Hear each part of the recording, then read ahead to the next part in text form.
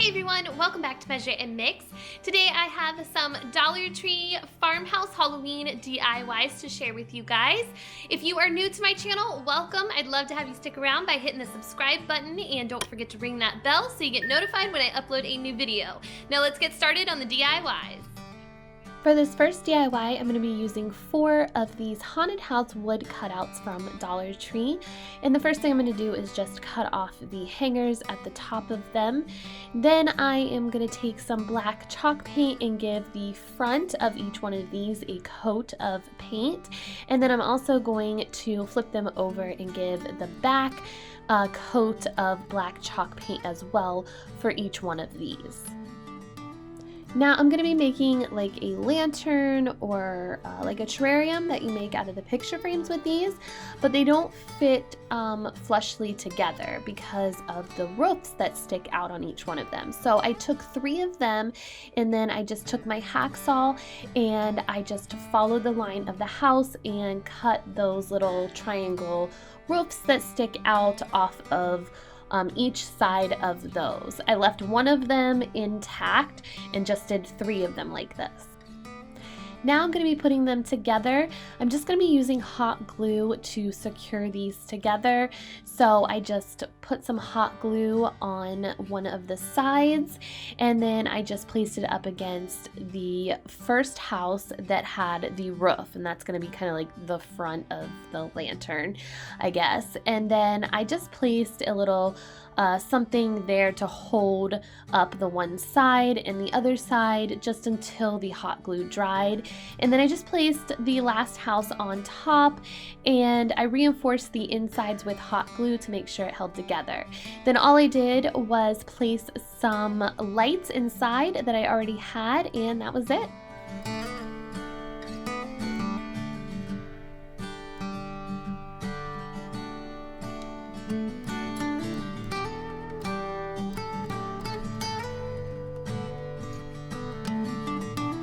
For the second Halloween DIY, I'm going to be using 3 of these beware signs from Dollar Tree.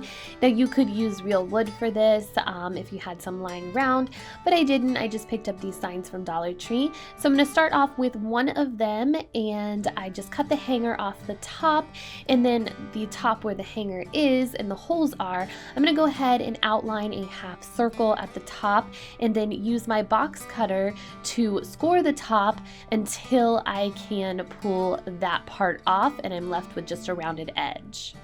Now this first sign I'm going to be making into a ghost, so I'm going to paint it all white, and then I'm just taking my pencil and drawing 2 eyes on the front here and then filling them in with my black paint pen.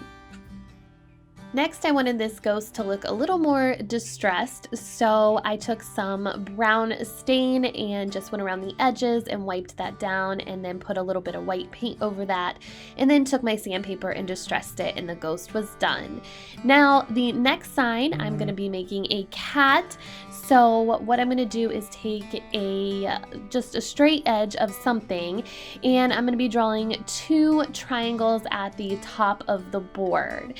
And then I'm going to take, again, my box cutter and just score that outline that I made for the triangles until it breaks off. Once I had the cat ears all cut out, I took some black chalk paint and I painted the board, and then I realized that I did not cut the bottom of the board off, so I came back and just took that jagged edge off the bottom because I don't need that, and I just made it a straight edge. Then I put another coat of paint on top of the first coat of paint.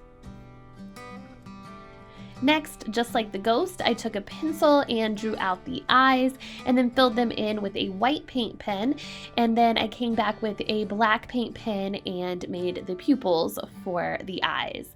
Then I took a piece of sandpaper and I sanded around the edges of this to make it look a little more worn and weathered. Now to finish the cat off, I'm taking some twine and I'm just going to wrap a piece around its neck and tie that off. And then I'm going to take the rest of the twine and wrap that around the neck a few times and then tie it off in the back and use some hot glue to secure it down. Then lastly, I made a little twine bow by just wrapping the twine around 4 of my fingers and then pulling that off and cutting another little piece of twine and tying that loop of twine together to make a bow. And then I just used a little hot glue to secure it down and the cat was finished. Now next I'm going to be doing the pumpkin. So for that I am just going to draw a half circle, but it has a straight top at the top of it, if that makes sense. So I'm just going to draw that out with my pencil and then use my box cutter again to score it and peel off the cardboard, because this isn't real wood, and then just making sure that that top is straight. So the sides are slanted and the top is straight. And then I cut that bottom off again to make a straight bottom. Next, I took some orange chalk paint and painted this with 2 coats of that. Then I wanted this to look distressed as well like the other ones, so I used some of that stain and my sandpaper to distress it like I did with the ghost. And then for the stem, I just took a stick from my yard and hot glued that at the top of the sign on the back.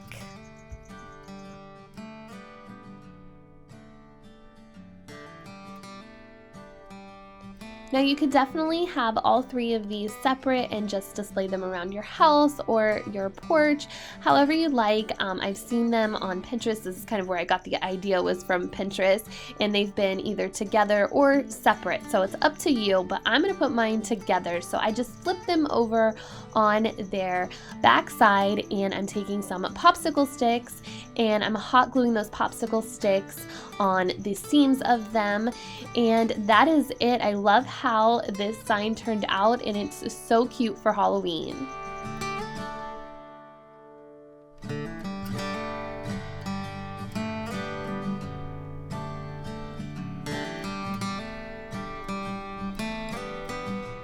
For this third DIY, I'm using 2 pieces of scrap 2x4s that I painted black. And then I'm also using 2 plungers I got from Dollar Tree, but I'm just using the handles from them. Then I'm going to take those 2x4s and drill a hole at each end of them. And then I'm just going to take the plunger handle and line that up with the hole on one side and then put my screw on the other side and screw the handle and the 2x4 together. And I did that for both 2x4s and both handles.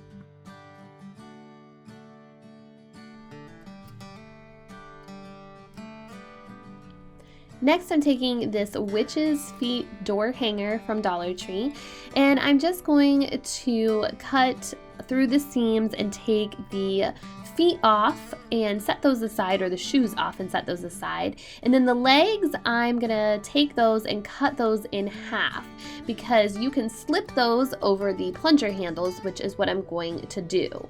I realized though that they weren't long enough to cover the whole handle after I got them on, but that's okay.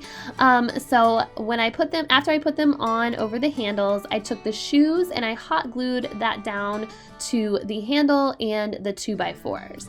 And then what I'm gonna do is just go ahead and take my hacksaw and cut that wood that's sticking out above the little sleeves, so that way you can't see the wood anymore.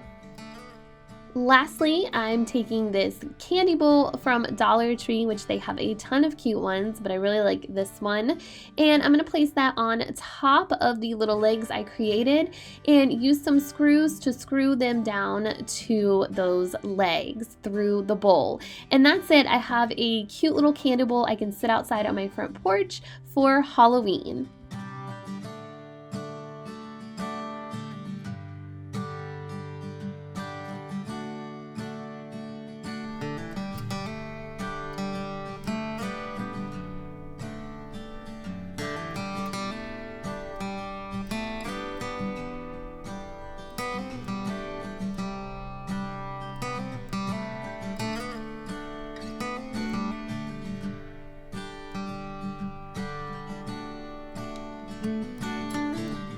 For the final Halloween DIY, I'm going to be making a cute little Halloween doormat with one of these mats from Dollar Tree.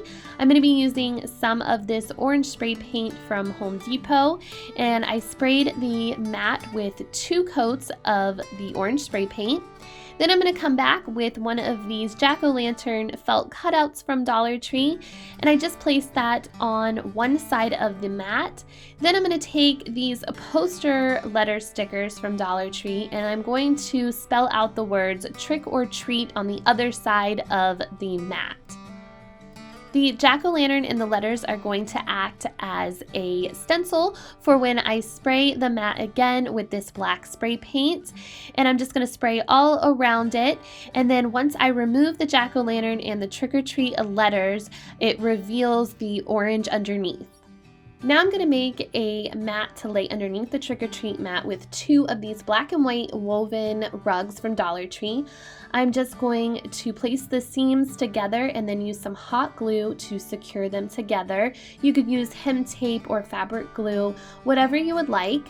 And then once they're all secured together, I'm just going to take the trick-or-treat mat and place it on top of the rug and kind of just space it out the way I like it, so that way I have a little bit at the bottom and a little bit at the top. And then I'm going to cut the excess fabric. And once I have that cut, I'm going to pull out some of the strings from the cut part, so that way it gives me a little bit of fringe on the top. Then I wanted the same look on the bottom, so I cut the seam off and did the same thing. So I had fringe on the top and the bottom. And that was it. I think this rug turned out so cute for Halloween.